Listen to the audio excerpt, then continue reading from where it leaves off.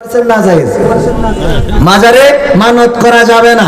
মানত করবেন যদি মাজারের কাছে কোনো মসজিদ থাকে, মসজিদে মানত করতে পারবেন। আর মানত করলে কল্যাণ অকল্যাণ কিছু নাই, কিন্তু মানত করলে সেটা পালন করা অবশ্যই ওয়াজিব, আপনার জন্য করতেই হবে, এটা বাধ্যতামূলক। রাসূল সাল্লাল্লাহু আলাইহি ওয়াসাল্লাম বলেছেন কল্যাণ অকল্যাণ কিছু নাই, কিন্তু মানত করলে তা পূরণ করতে হবে, এটাই আপনার জন্য ওয়াজিব। মাজারে মানত করতে পারবেন না। মাজারের কোনো টাকার দরকার আছে? মাজার কি খায়? মাজার কি পড়ে? মাজারে বাতি দেওয়ার কোনো দরকার আছে? জান্নাতুল বাকিতে যান, ওইখানে রাসূলের সাহাবীদের কবর, ওসমান রাদিয়াল্লাহু তাআলা আনহুর কবর, আয়েশা রাদিয়াল্লাহু তাআলা আনহার কবর, ফাতেমা রাদিয়াল্লাহু তাআলা আনহার কবর। কোন কবরে কি কোনোদিন মোমবাতি জ্বালানো লাগে? যারা গিয়েছেন দেখেছেন কখনো? জান্নাতুল বাকি সকাল বিকাল খুলে দেয়, হাজিরা যায়, ফজরের নামাজ পড়ে আসরের নামাজ পড়ে ঘুরে বেড়ায়, জিয়ারত করে। আল্লাহ রাসূল সাল্লাল্লাহু আলাইহি সাল্লাম বলেছেন আমি তোমাদের কবর জিয়ারত করার অনুমতি দিতাম না, কিন্তু দিলাম এই জন্য যাতে করে তোমরা কবরের কাছে দাঁড়ালে তোমাদের মৃত্যুর কথা যেন স্মরণ হয়, এই জন্য কবর জিয়ারতের অনুমতি রাসূল সাল্লাল্লাহু আলাইহি সাল্লাম দিয়েছেন। আপনি জিয়ারত করতে পারবেন, কিন্তু ওখানে কোনো মানত করতে পারবেন না। 2 নম্বর প্রশ্ন, হুজুর আসসালামু আলাইকুম ওয়া রাহমাতুল্লাহি ওয়া আলাইকুম আসসালাম। আমি জানতে চাই বড় ভাইয়ের কাছে, নজরুল ভাই তো এক মসজিদ আছে, আগামী শুক্রবার আরো 5000 টাকা দিয়ে দেবেন। মাশাআল্লাহ। আমাদের নজরুল ভাই এক মসজিদের জন্য 5000 দিয়েছে, বুঝতে পারে নাই যে মসজিদ দুইটা, 2 মসজিদের মাহফিল, এই জন্য আরো 5000 টাকা আগামী সপ্তাহে অপর মসজিদে দিয়ে দেবে। আল্লাহ দানকে কবুল করে নাও, বলেন আমিন। আল্লাহ নেক হায়াত দাও, বলেন আমিন। আল্লাহ নেক স্বপ্নগুলো পুরা করে দাও, বলেন আমিন। নুরুল মাল আদামন থাক করলো দান, আল্লাহ বাড়িয়ে দাও সম্মান। হুজুর আসসালামু আলাইকুম ওয়া রাহমাতুল্লাহ। আমি জানতে চাই বড় ভাইয়ের কাছে, ছোট ভাই আমানত রেখে গেলে তা খেয়ানত করা জায়েজ আছে কিনা? আর মাকে বড় কথা বলে তার কাছ থেকে সম্পদ ছিনিয়ে নেওয়া যাবে কি? এটা তো কমন সেন্সই বলে দেয়। আমানতের খেয়ানত বড় ভাই কেন? আমানতের খেয়ানত বাবাও করতে পারবে না, মাও করতে পারবে। কোন আমানত যদি মার কাছে রাখেন, মা সেটা খেয়ানত করতে পারবে? আমানত যেটা সেটা তো আমানতই। এই আমানতটা যদি কেউ রক্ষা না করে সেটা খেয়ানত। এটা বড় ভাই যদি করে সে গুনাহগার হবে, এটার জন্য অবশ্যই বিচারের কাঠগড়ায় দাঁড়াতে হবে। আর মাকে বড় কথা বলে তার কাছ থেকে সম্পদ ছিনিয়ে নেওয়া যাবে কি? মায়ের সম্পদ জোর করে বড় কথা বলে ছিনিয়ে নেওয়া, এক তো মাকে বড় কথা বলাই যাবে না, আর বলে সম্পদ যদি ছিনিয়ে নেন তাহলে অন্যায় কয়টা হলো? অন্যায় কয়টা হলো? এক হলো বড় কথা বলেছেন অন্যায়, দ্বিতীয় হলো সম্পদ ছিনিয়ে নিয়েছেন আর এক অন্যায়। এই কাজগুলো যে করেছেন, এই কথাটা যে লিখেছেন, সে নিশ্চয় দুঃখ কষ্ট নিয়েই লিখেছেন। এখানে সেই ব্যক্তি থাকতে পারে যেই ব্যক্তি তার ছোট ভাইয়ের সাথে খেয়ানত করেছেন। দয়া করে ছোট ভাইয়ের আমানতের খেয়ানত করেন না। বিদেশ থেকে অনেক ছোট ভাই আছে, কষ্ট করে টাকা পাঠায় বড় ভাইয়ের কাছে, আর বড় ভাই এই টাকাগুলো দিয়ে যাচ্ছে তাই করে বেড়ায়। এখানে তাস খেলা, ওখানে ফ্ল্যাশ খেলা, এটা কেনা সেটা কেনা, নিজের সংসারে খরচ করা, নিজের সন্তানদের বাইক কিনে দেয়া, পরে যখন ছোট ভাই বাড়িতে আসে তখন কিছুই পায় না। এরকম আছে না নাই? বড় ভাইয়েরা এটা করবেন না। ছোট ভাইয়ের সম্পদটাকে আমানত হিসাবে রক্ষণাবেক্ষণ করবেন, এটাই আপনার উপরে নৈতিক দায়িত্ব। যে এই কাজ করেছে সে অন্যায় করেছে, এটার জন্য অবশ্যই তার জবাবদিহিতার মুখোমুখি হতে হবে, এটাই বাস্তবতা। মাকে বড় কথা বলা যাবে না, আর সম্পদ ছিনিয়ে নেওয়া তো যাবেই না। তোপাইল আহমেদ 500 টাকা। আমাদের এমপি সাহেব না, এমনি তোপাইল ভাই। আল্লাহ কবুল করে নাও, নেক হায়াত দাও, মনের স্বপ্ন পুরা করে দাও, আপনজনদের কবুল করে নাও। তারপরে ইসলামী ব্যাংক এজেন্ট ব্যাংকিং সম্পর্কে একটু বলবেন। এজেন্ট ব্যাংকিং সম্বন্ধে কি বলতে হবে? এই যে দিয়েছে সে হয়তো আমাদের এই জায়গায় ব্যাংকের সাথে জড়িত আছে। ইসলামী ব্যাংক এবং এজেন্ট ব্যাংক দুইটার মধ্যে কোনো পার্থক্য নাই। ইসলামী ব্যাংকে টাকা রাখলেও যা, এজেন্ট ব্যাংকে টাকা রাখলেও তা।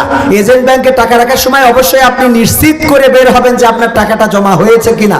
কারণ অনেক সময় অনেকেই এই টাকাটা জমা দেয়, পরিচিত লোক দিয়ে রেখে চলে গেছে, ও টাকাটা জমা করে নাই, আপনার ফোনে মেসেজ আসে নাই, তখন আপনিও দুশ্চিন্তামুক্ত থাকেন যে কবির বিন সামাদ তো খুব ভালো মানুষ, 5 লাখ টাকা দিয়ে আসছি, ও অবশ্যই অ্যাকাউন্টে দিয়ে রেখেছে। কিন্তু এই টাকা যদি সে জমা না করে, এটা তার দায়িত্ব, তার অপরাধ।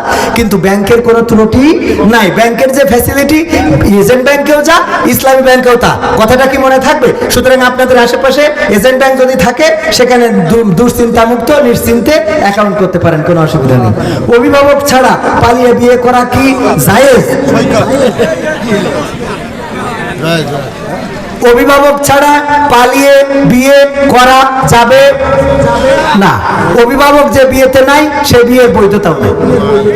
অভিভাবক যে বিয়েতে নাই সেই বিয়ের বৈধতাও নাই। তবে যদি কেউ পালিয়ে বিয়ে করে ফেলে, এক্ষেত্রে ওই বিয়ে হবে কিনা? যদি বিয়ে করে ফেলে তখন বিয়ে হবে, মানে করে ফেলেছে তখন আর ওইটা নিয়ে অসুবিধা নেই।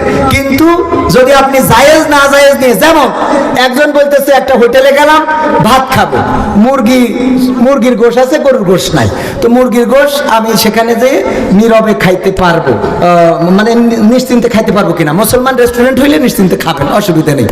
এখন ওখানে যে যদি কেউ জিজ্ঞেস করে ভাই এই মুরগি যে জবাই করেছে সে মুসলমান না হিন্দু, তো ও যদি বলে যে আমি তো যতদূর জানি মুরগি কেনে এক হিন্দু ব্যাপারীর কাছ থেকে, কিন্তু জবাই যে করে কিনা এইটা জানি না, তখন ওই গোশ খাওয়া আপনার হারাম।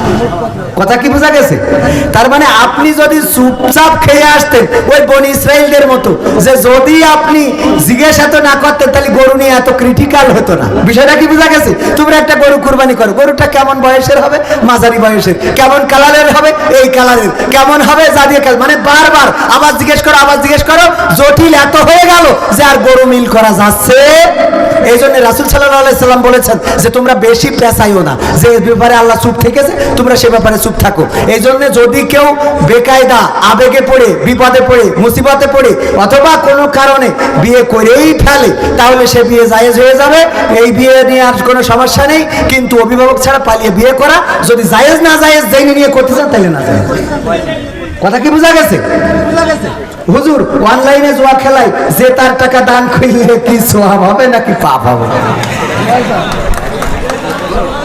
এ তো জটিল প্রশ্ন। মানে শুকর বেচে দান করলে সওয়াব হবে নাকি পাপ হবে? আল্লাহ রাব্বুল আলামিন পরকালের ময়দানে 5টা প্রশ্ন করবে। তার মধ্যে 1 নম্বর হায়াত কোন পথে কাটাইছি, 2 নম্বর যৌবনকাল কোন পথে কাটাইছি, 3 নম্বর কোন পথে আয় করেছি, 4 নম্বর কোন পথে ব্যয় করেছি। আয় হারাম ব্যয় হালাল তাও জবাবদিহিতার আওতায় পড়তে হবে। আয় হারাম আয় হালাল ব্যয় হারাম তাও জবাবদিহিতার আওতায় পড়া। কথা কি মনে হয়? বুঝতে পারিছেন? আয় হালাল ব্যয় করেছেন হারাম পথে, তাও আল্লাহর কাছে কৈফিয়ত দিতে হবে। আয় করেছেন হারাম পথে, ব্যয় করেছেন হালাল পথে, তাও কার কাছে কৈফিয়ত দিতে হবে? আল্লাহর কাছে। আপনি হারাম টাকা ইনকাম করে দান করলে সওয়াব হবে কি না হবে সেটা আমি বলতে পারবো না, এত জ্ঞান আমার মধ্যে আপাতত নেই। তবে এতটুকু বলতে পারি, সওয়াব যদি হয়ও হারাম করে যে গুনাহ করেছেন এর থেকে কম হবে। ঠিক আছে? আসসালামু আলাইকুম। হুজুর আমি পর্ন আসক্ত, আবার নামাজও পড়ি, কিন্তু আমি এই খারাপ নেশা থেকে নিজেকে মুক্ত করতে পারছি না। এখন আমি কিভাবে এই খারাপ নেশা থেকে নিজেকে মুক্ত করতে পারবো একটু বলবেন? নাম প্রকাশে অনিচ্ছুক। অবশ্যই নাম প্রকাশে অনিচ্ছুক থাকতেই হবে, কারণ এমন একটা খারাপ কাজের সাথে যার সম্পৃক্ততা হয়ে গেছে, তার জন্য আমি বলবো ভাই আপনি এতটুকু মাথায় রাখবেন। একটা ঘটনা শুধুমাত্র মাঝখানের কথাটা যদি বলি, পাথর পড়লো কূপের মুখে, বিপদে পড়ে গেল বনি ইসরাইলের 3 যুবক। জানেন না এমন একটা ঘটনা? ওরা 3 জন 3টা আমলের কথা স্মরণ করে পাথরটা ধাক্কা দিয়েছিল, পাথরটা সরে গিয়েছিল। তার মধ্যে একজন ছিল, এক যুবক বলল, ওগো আল্লাহ আমি আমার চাচাতো বোনকে পছন্দ করতাম, তাকে আমি পেতে চাইলাম, কিন্তু আমার চাচাতো বোন রাজি হলো না। পরে যখন সে বিপদে পড়ে গেল আমার কাছে টাকা চাইলো, আমি বললাম টাকা দিতে পারি যদি তুমি আমার সাথে মিলিত হতে চাও। আমার বোন বিপদে পড়ে রাজি হয়ে গেল এবং আমি তাকে টাকা দিলাম। তারপরে যখন একে অপরের সাথে মিলিত হতে গেলাম, আমি যখন তার 2 উরুতের মাঝখানে পৌঁছে গেলাম, হঠাৎ করে আমার বোন বলে ফেললো, ওগো আমার চাচাতো ভাই আল্লাহকে ভয় করো, পৃথিবীর কেউ দেখে না কিন্তু আল্লাহ আমাদের এই অপকর্মটা দেখছেন। ওই মুহূর্তে আমি ওই জায়গা থেকে সরে এসেছিলাম। ওগো আল্লাহ আমি বুঝেছিলাম পৃথিবীর কেউ দেখছে না কিন্তু আল্লাহ দেখছে, পৃথিবীর কেউ জানে না কিন্তু আল্লাহ তুমি জানো, সুতরাং আমি অপরাধটা করি নাই। আল্লাহ তুমি চাইলে এই কারণে আমার এই পাথরটা সরিয়ে দিতে পারো। বনি ইসরাইলের এই ইবাদতের কারণে কূপের মুখ থেকে পাথর সরে গিয়েছিল। এই ঘটনা জানা আছে না নাই? আপনি এই ঘটনাটাই স্মরণ করেন। যখন আপনি পর্ন দেখতে যাবেন তখন মাথায় রাখবেন, মায়ের সামনে যদি দেখতেন মা এটাকে খারাপ ভাবে নিত, ভাইয়ের সামনে যদি দেখতেন বাবা খারাপ ভাবে নিত, বোনের সামনে দেখলে খারাপ ভাবে নিত, স্ত্রীর সামনে দেখলে খারাপ ভাবে নিত। আর আপনি এসব বাদ দিয়ে আল্লাহ আপনাকে দেখছেন, তার সামনে আপনি এমন নোংরা ভিডিও দেখছেন।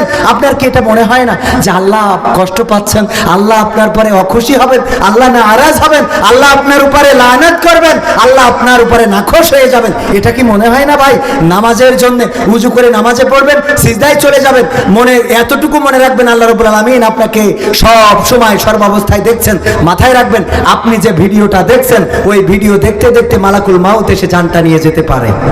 ঠিক না বে ঠিক? এইটা হলো আমার সর্বশেষ ঔষধ। আমি আমার ফোনে যদি মনে করি যে এই জিনিসটা থাকলে আমি মারা গেলে এই রাত্রে কাল পরিবেশ বা আমার মা বাবা ভাই বোন এটা পাইলে আমার কোনো ক্ষতি হবে বা আমি লজ্জায় পড়ে যাব, অথবা আল্লাহ রাব্বুল আমিনও খারাপ ভাবে নেবেন, এই জিনিসটা কি আমার ফোনে আমি রাখতে পারবো বা রাখি? মাথায় রাখবেন যে আপনি পর্ন স্টার বা পর্ন ছবি ওদেরকে দেখতে দেখতে হঠাৎ করে আপনার দম বন্ধ হয়ে গেল। মৃত্যুর কোনো বয়স আছে? কোনো সময় আছে? আপনার ভিডিওটা চলছে, আপনি ওই সময় মারা গিয়েছেন, সকালবেলা যখন আপনার লাশটা নিতে আসবে মা বাবা ভাই বোন, তখন দেখবে আপনি কি মুভি দেখছিলেন। আপনি বলেন তো দেখি দেখি যে এটা আপনার কাছে লজ্জার কিনা? চলে যাবেন, আমরাও চলে যাবো এক্ষুনি, এটা শেষ করে দিচ্ছি। জি, আপনারও অনেক কাজ আছে, প্রতিদিন দৌড়াতে হবে, চেয়ারম্যানদের আমরা ছুটি দিয়ে দিই। তারপরে তো এই জন্য মাথায় রাখবেন, আপনি পর্ন ছবি দেখতে দেখতে মৃত্যুটা হতে পারে। যদি কোরআন পড়তে পড়তে মৃত্যু হয়, এই মৃত্যুটা ভাগ্যের না দুর্ভাগ্যের?